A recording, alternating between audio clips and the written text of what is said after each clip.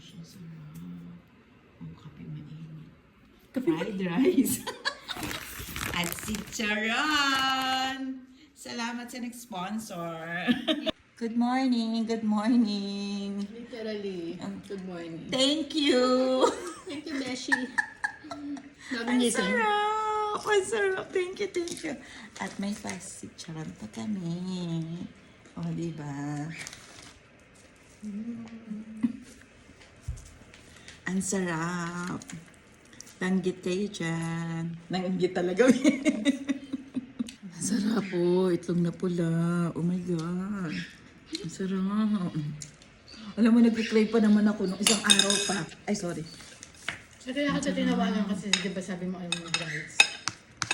Hindi, pagka ganito gusto ko na mag-rice. Sarap. Sarap din. Magkakamay tayo.